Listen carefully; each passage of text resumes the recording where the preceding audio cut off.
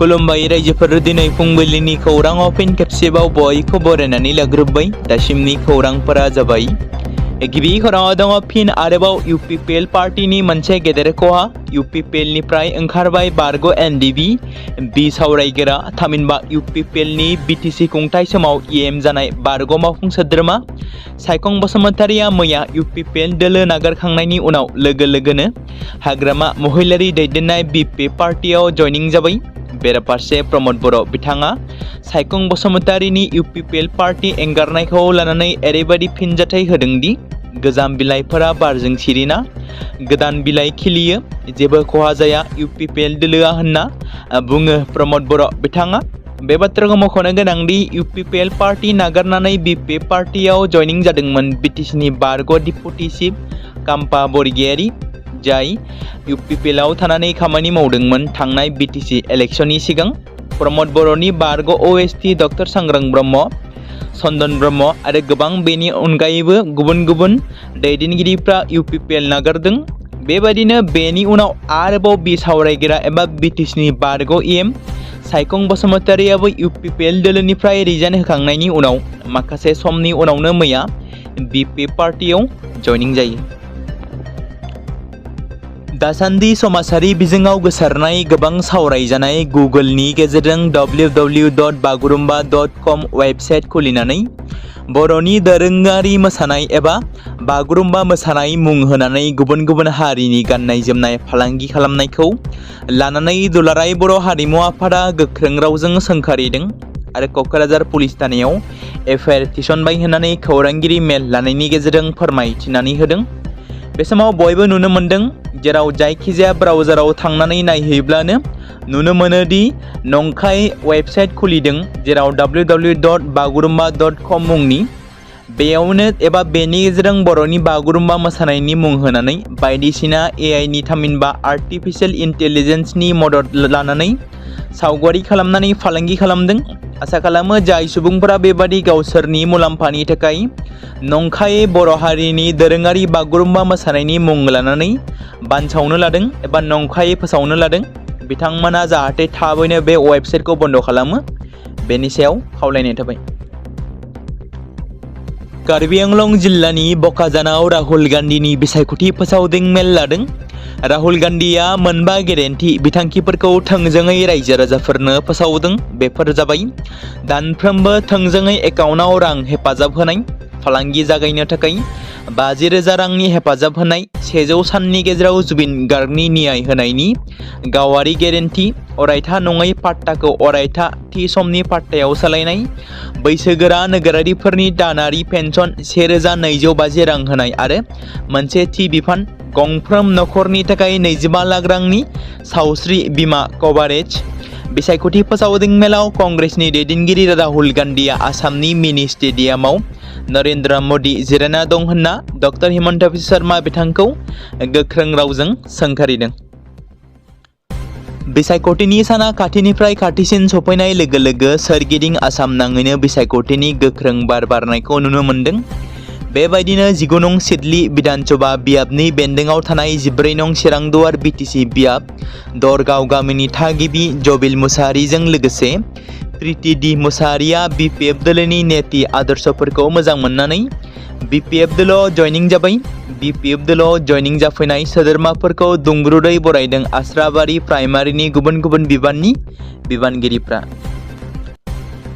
फैगासिनो दं 2026 मायथाइनि रामायणा सावथुन दिहुनगिरि नीतीश तिवारी आरो दिहुनगिरि नमित मल्होत्रानि दिथा होनायाव दिहुनजानो गोनां सावथुन रामायणानि टिजारखौ आमेरिकायाव जागायनायनि उनाव बृहस्पतिबाराव एबा मैया भारतआव रिलिज खालामनाय जायो। टिजारआ सल'मानि मोनसे नुथायखौ दिन्थिदों, जेराव फावखुंगुर रणबीर कापुर भगवान रामनि महराव नुजादों, लोगोसे चाय पल्लवीया सीतानि महर आरो रकिं स्टार यासआ रावणनि महराव नुजादों। टिजाराव जेबो डायलग गैया, नाथाय टिजाराव माखासे नुथायफोरखौ दिन्थिनाय जादों जाय सल'मानि गाहाय जाथायफोरखौ दिन्थियो। सल'मानि गोनांथार जाथायफोरनि गोख्रै नुथायखौ गुवारै आरो गिदिर नुथायनि गेजेरजों नायगिरिफोरनि सिगाङाव दिन्थिनाय जादों। टिजारनि मोनसे गाहाय हाइलाइटआ जादों सीतानि स्वयंवरनि नुथाय। सल'मानि बायदिब्ला जनक मुंनि राजाया फोसावदोंमोन दि बिनि फिसाजो सीताया बै सुबुंजों हाबा जागोन जाय पिनाक मुंनि इसोरारि बोरलाखौ दिखांनो आरो दिरुं बोनो हायो। टिजाराव रामखौ गुरैयै गिलिर बोरलाखौ दिखांनाय आरो दिरुंजों दिखांनायखौ नुनो मोन्दों, जेराव गोबां रायजोफोरा बोरलाखौ दिखांनो हायाखैमोन। बे नुथायखौ दिन्थिदों। थाबैनो 2026 मायथाइयाव फैगासिनो दं गोबां हाई बाजेटनि सावथुन रामायणा बलिउड सावथुना। मैया बड'लेण्ड मुलुगसोलोंसालिनि गेवलां गेलेग्रा फोथाराव बड'लेण्ड मुलुगसोलोंसालि फरायसा आफादनि बानजायनायाव प्रि-बैसागु फोरबो थामहिनबा आगु रंजालि बैसागु फोरबो 2026 खौ सानसेनि मेहेरगोनां हाबाफारि लानानै खुंफुंदों। बे हाबाफारियावनो गाहाय आलासि महरै बाहागो लाहैयो जोंनि दुलाराय बर' फरायसा आफादनि मानाव गेदेर आफादगिरि गोरोमदाव औवारी। बिथाङा गावनि बिबुंथियाव फैबाय थानाय बैसागु बोथोरनि गासै बर' रायजो राजाफोरनिसिम गाहाम हामलायथि बावहरदों आरो बैसागु फोरबोखौ बर'नि गोजाम दोरोङारि आदबजोंनो गोग्गोमै फालिनो थाखाय खावलायो। बिथाङा हाबाफारिखौ बेखेवनानै होदों। बड'लेण्ड मुलुगसोलोंसालिनि लेङाइ गिसिया प्र बि एल आहूजा बिथाङा अस्ताद बारलांफा नार्जारी बिथां आरो थांखिजानाय बुंथिगिरि महरै बिथाङा बाहागो लायो। बे हाबाफारियावनो जर'खा आलासि महरै बाहागो लानो हाबावो फारियै दुलाराय बर' फरायसा आफादनि लोगो सोलोंथाइ नेहाथारि बिस्वजित नार्जारी, मावख' नेहाथारि Rodom Basumatary, professor Indira Boro', doctor Sudeb Basumatary, doctor Janin Mushahary, doctor Laisri Mahilary आरो गोबां बड'लेण्ड मुलुगसोलोंसालिनि बिबुंगिरिफोर, बड'लेण्ड मुलुगसोलोंसालि एबसुनि दैदेनगिरि बिथांमोनाबो बाहागो लानानै हाबाफारिखौ जाफुंसार जाहोयो। इजराइल, आमेरिका आरो इराननि गेजेराव जाबाय थानाय दावहाया गासै बुहुमखौनो गोहोम खोख्लैनायखौ नुनो मोन्दों। बे समावनो आमेरिका हादोरनि हादोरगिरि डनाल्ड ट्राम्पआ इराननि सायाव देरहानायखौ फोसावदों। मोनसे प्रेस कनफारेन्सनि गेजेरजों ट्राम्पआ बुंदों दि इराननि रौनिया हान्जाया दासान्दि आमेरिकानि आखायाव दं। गासै बुहुमा माब्लाबाबो बेबादि देरहानायखौ नुफेराखैमोन। आमेरिकाया इराननि नेभि ड्रनफोरखौबो फोजोबस्रांबाय। डनाल्ड ट्राम्पआ बेखौबो मख'यो दि फैगौ 2 आरो 3 सप्तानि गेजेराव आमेरिकानि रौनिया हान्जाया इराननि सायाव गोख्रों गाग्लोबबावगोन आरो इरानखौ गाग्लोबनानै जों हादोरखौ जारिमिननि अन्थाइ मुगायाव सोलायहोगोन, थामहिनबा बै समसिम थांफिनहोगोन जेराव सुबुं सोदोमस्रिया दन्दरफोराव थायोमोन, अन्थाइ मुगानिमोन। बैबादि थासारियाव सोलायहोगोन होननानै ट्राम्पआ बुंथिदों। मख'नो गोनांदि इराननि हेंथायै दावहा जागायनाय समाव आमेरिका हादोरनि हादोरगिरिया दाबि खालामदों दि 3-4 सप्तानि गेजेरावनो इराना आबुङै सोलायगोन। आमेरिकाया इराननि मोनफ्रोमबो हाथियारफोरखौ फोजोबस्रांगोन। मख'जाथावदि बे दावहाया दाननैसो सिगांनिफ्रायनो सोलिबोगासिनो दं। फारसेथिं इराननि गोदानै बिबान मोननाय जौसिन दैदेनगिरि मुस्ताफा कामेनीआ दाबि खालामदों दि इराना इजराइल आरो आमेरिकानि हेंथायै दावहायाव देरहानायखौ रोखा खालामो। गुबुन फारसेथिं रिभलिउशनारि रकेट फर्सआ दाबि खालामदों दि 12 घन्टानि गेजेराव 100 मिसाइल, 500निबो बांसिन ड्रन आरो 2000निबो बांसिन ड्रनफोरा सुथुरखौ गाग्लोबनो हादों। बे गाग्लोबनायफोरा बाहरेइनाव थानाय आमेरिकानि मिलिटारि बादा आरो कुवेतनि अल वेदार केम्पखौ सिलिंखार खालामदों होननानै इराननि रिपर्टआव फोरमायदों। बलिउड सावथुन धुरन्धर दा रिभेन्जआ मुलुगनाङैनो रिलिज जानानै थांखांनायनि उनाव इन्डियान बक्स अफिसाव सुनामि लाबोदों। रिलिज जानायनि उननिफ्रायनो गोबां सावथुन नायगिरिफोरजों अनसायजादों। हानायमानि गोबां रायजोनि सिनेमा हलाव नायनायखौ नुनो मोन्दों। 19 मार्च 2026 खालाराव रिलिज जानायनि उननिफ्रायनो गोबां भारतारिजों अनसायजादों। पेन इन्डियायाव रिलिज खालामखांनायनि उनावबो भारत हादोरनि अनगायैबो जेरै USA, Canada, UK, Australia, New Zealand, Germany बायदि बायदि हादोरफोराव गोबां अनसायजानायखौ नुनो मोन्दों। मिथिनो मोननाय बायदिब्ला बलिउड सावथुन मुलुगनिफ्राय बक्स अफिसाव रिलिज जानायनि गिबि सान थामहिनबा अपेनिं डेआव बयनिख्रुइबो बांसिन रां आरजिनो हानाय सावथुन जानो हादों, जेराव पुष्पा 2 सावथुननि उनावनो भारतनि नैथि बयनिख्रुइबो सावथुन अपेनिं कालेक्शन खालामनो हानाय सावथुन जानो हाबाय। धुरन्धर दा रिभेन्ज एबा धुरन्धर 2 आ पुष्पा 2 आ अपेनिं डेआव 294 करोड़ रां आरजिदोंमोन। बेनि उनाव धुरन्धर 2 आ 230 करोड़निफ्राय लानानै 240 करोड़नि गेजेराव रां आरजिनो हादोंमोन आरो गोदान रेकर्ड खालामदोंमोन। मख'जाथावदि थांनाय 2025 मायथाइयाव गिबियाव धुरन्धर पार्ट 1 आ गोबां सावथुन नायगिरिफोरजों अनसायजादोंमोन, जाय सावथुना बक्स अफिसाव 1349 करोड़निफ्राय लानानै 1428 कौटि रां आरजिनो हादोंमोन आरो बलिउडनि नैथि बयनिख्रुइबो बांसिन रां आरजिनो हानाय सावथुन जानो हादोंमोन। मख'जाथावदि आदित्य दारजों दिथा होजानाय आरो रणबीर सिंहनि गाहाय फाव खालामनायाव फिन आरोबाव नैथि खोन्दोआबो थामहिनबा दुरन्दार दा रिभेन्जआ 19 मार्च 2026 खालाराव मुलुगनाङैनो रिलिज जानानै थांखांनायनि उनाव दासिम 16 दिनाव मुलुगनि गेजेरावनो 1534 करोड़नि बारा रां आरजिदों, जाय सावथुनाव फाव खालामदों। फावखुंगुर रणबीर सिंह, सारा अर्जुन, संजय दत्त, अर्जुन रामपाल आरो माधवन राकेश बेदी बिथांमोना। समाव मोनसे सांग्रांथि खौरां, हाग्रानि मैखुन जानायनिफ्राय सांग्रां जा। आथिखालाव गोबां सुबुंफ्रा न'आव मैखुननि आबाद मावनानै जायो आरो फालांगि खालामो, नाथाय बे खेबाव सोमजिदों धेमाजि जिल्लानि जनायाव मोनसे दुखुनांथाव जाथाय। हाग्रानि मैखुन जानायनि उनावनो गंसे नखरनि 2 सोद्रोमाया दुखुनांथावै जिउ खहा जादों। बेराफारसे दासिमबो नखरनि 1 सोद्रोमाया मैखुन जानायनि थाखाय देहा फाहामसालियाव फाहामथाय लानो गोनां जागासिनो दं।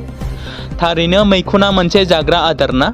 आथिखालाव मैखुननि आबाद मावनायखौ गुबुन गुबुन जायगाफोराव बिगियानारि आदबजों खालामनाय जायो। गोबां मानसियानो हाग्रानि मैखुनखौबो जायो, नाथाय माब्लाबा मानसिफ्रा बिस गोनां मैखुनखौ सिनायनो हाया, जायनि जाहोनाव बिस गोनां मैखुनखौ जानानै बेराम जायो आरो फाहामथाय लानो गोनां जायो। आसामावबो बिस गोनां मैखुन जानायनि जाहोनाव गोबां सुबुंफ्रा जिउ खोमानांबाय। बेबायदिनो आरोबाव जनायनि मिरिटा गामियाव सोमोनांथाव आरो दुखुनांथाव जाथाया जादों, जेराव बिस गोनां मैखुन जानानै गंसे एखे नखरनिनो 2 सोद्रोमाया जिउ गोमाबाय। गुबुन 1 सोद्रोमाया दासिमबो गोब्राब हालोदाव डिब्रुगड़ सिभिल हस्पिटालाव फाहामथाय लागासिनो दं। मिथिनो मोननाय जादों दि थांनाय 25 मार्च खालारखालि नखरनि 1 सोद्रोमाया गावनि सिथ्लानिफ्राय हाग्रानि मैखुन लानानै फैदोंमोन। नखरनि गासै 10 सोद्रोमाफ्रा बे मैखुनखौ जाजोबदोंमोन, नाथाय ओंखाम जाखांनायनि उनाव लासै साफ्रोमबो सुबुङा बेराम जानो हमदोंमोन। गिबियाव बिथांमोनखौ बे नर्मेल होनना सानदोंमोन, नाथाय बेयो गाज्रि जानायनि थाखाय बिथांमोनखौ देहा फाहामसालिनिसिम लानानै थांनाय जादोंमोन। बेयावनो 2 सुबुङा जिउ गोमायो। सुबुं अख्रांमा दावबायनायनि फिन आरोबाव मोनसे गोदान जारिमिन जानो थांगासिनो दं। नासानि गोहोगोरा रकेटआ 4 अख्रांमा दावबायारिफोरखौ लानानै बुधबारखालि आमेरिका हादोरनि फ्लरिडायाव थानाय केनेडी स्पेस सेन्टारनिफ्राय अखाफोर फारसे दैथायहरजानाय 50 बोसोरनि उनाव अखाफोराव थांनाय गिबि सुबुं गोनां मिशन, जाय मिशननि मुङा आर्टेमिस II। बे मिशनाव बाहागो लानाय 4 अख्रांमा दावबायारिफ्रा फारियै रिड वाइजमेन, जाय आमेरिकानि कमान्डार, भिक्टर ग्लोवर, जाय आमेरिकानि पाइलट, क्रिस्टिना कोच, जाय आमेरिकान मिशन स्पेशलिस्ट, जेरेमी हानसेन, जाय कानाडानि मिशन स्पेशलिस्ट। मख'नो गोनांदि बे मिशना गोबां गोदान रेकर्ड सोरजिनो हादों। गिबि खेबनि थाखाय सासे आइजोआ क्रिस्टिना कोच मोनसे लुनार मिशनाव बिथाङा बाहागो लादोंमोन। गुबुन मोनसेया बेनोदि गिबि खेबनि थाखाय सासे गोसोम सुबुं, भिक्टर ग्लोवर, बिथाङा अखाफोराव थांनो खाबु मोनदों।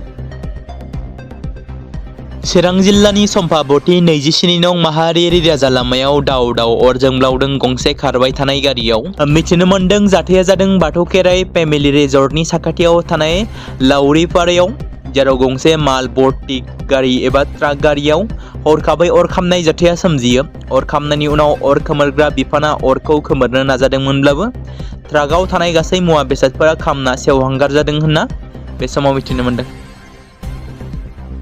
क'क्राझाराव इउपिपिएल हानजाया बिसायख'थिनि इस्ताहार इलेक्शन मेनिफेस्ट'खौ बेखेवबाय। क'क्राझार सोहोराव थानाय मिरु इउपिपिएल दोलोनि मावखुलियाव दिनै फुंबिलियाव रायजो सभानि एमपि बिटिसिनि बारग' सीएम प्रमद बर'आ बेखेवनानै होयो बिसायख'थि इस्ताहारखौ। बे हाबाफारियावनो बाहागो लादों इउपिपिएल दोलोनि गायसनगिरि आफादगिरि उर्खावगोरा ब्रह्मजों लोगोसे रायजो सभानि एमपि रोनगोरा नार्जारि आरो गुबुन गुबुन बिबाननि बिबानगिरिफ्रा बाहागो लादोंमोन। फिन आरोबाव सोमजिदों बिसायख'थिनि दुंहाव थासारि, बर'जों बर' राजखान्थिखौ लानानै गाग्लोबलायनाय जाथाय।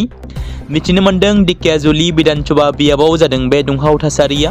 बिजेपिनि दैदेनगिरिया सोद्रोमथि गैयै राव बाहायनाय, ओनसोलनि रायजो राजाफोरा रागा जोंखांना बिजेपिनि मावथि वेलस्रि मण्डलनि सासे कर्मिखौ होसो गाग्लोबदों, जाय होसोनानै बुजाग्रा सुबुङा बर' आरो होसोग्राफ्राबो बर'।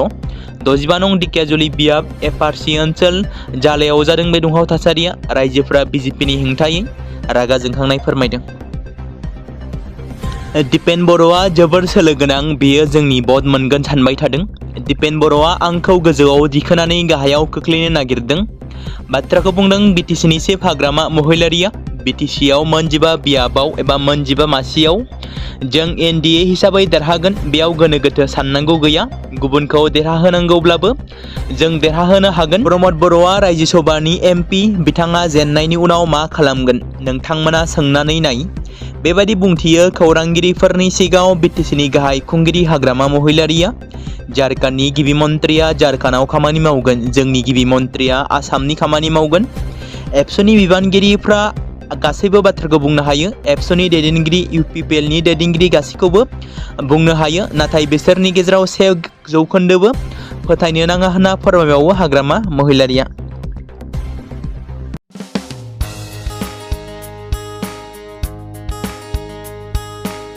बे समाव मोनसे गोजोनथाव खौरां, बिटिसि हालामनि रायजो राजाफोरनि थाखाय मोनसे गोनां फोसावथाय। क'क्राझार जिल्लानि सिङाव थानाय बड'लेण्ड एकाडेमि सिनियर सेकेन्डारि स्कुला लानानै फैदों गोजोनथाव खौरां।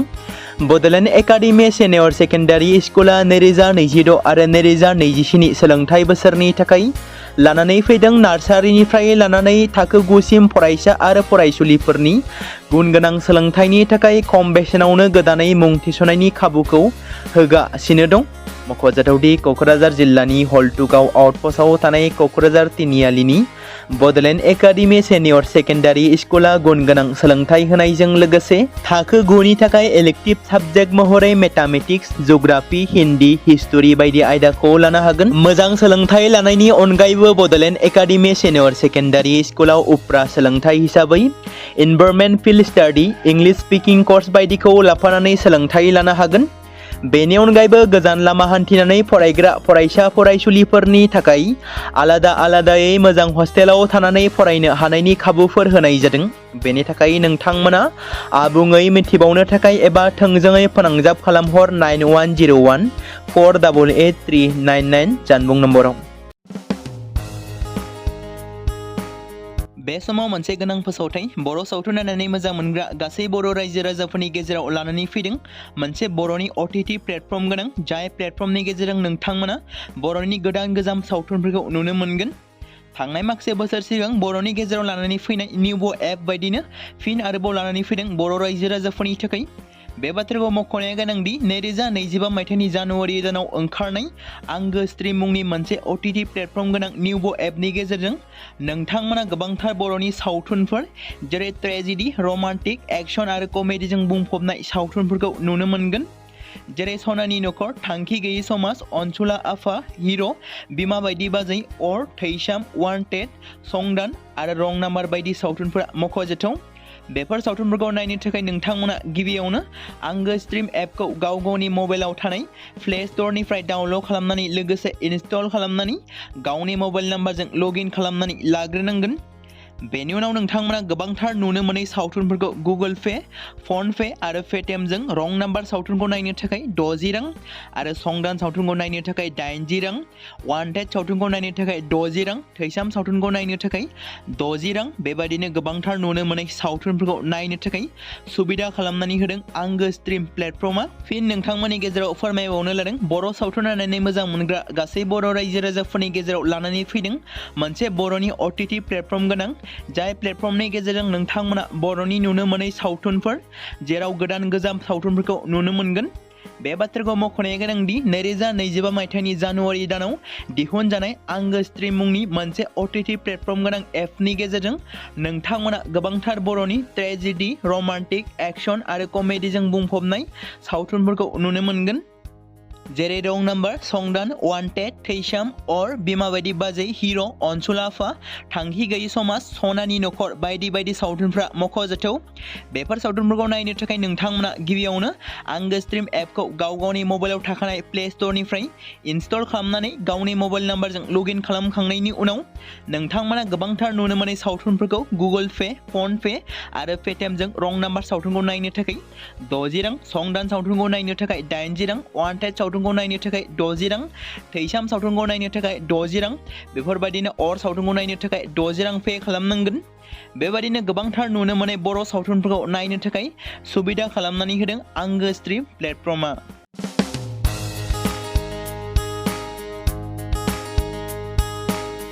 बे समाव मोनसे गोजोनथाव खौरां, बिटिसि हालामनि रायजो राजाफोरनि थाखाय मोनसे गोनां फोसावथाय। क'क्राझार जिल्लानि सिङाव थानाय बड'लेण्ड एकाडेमि सिनियर सेकेन्डारि स्कुला लानानै फैदों गोजोनथाव खौरां।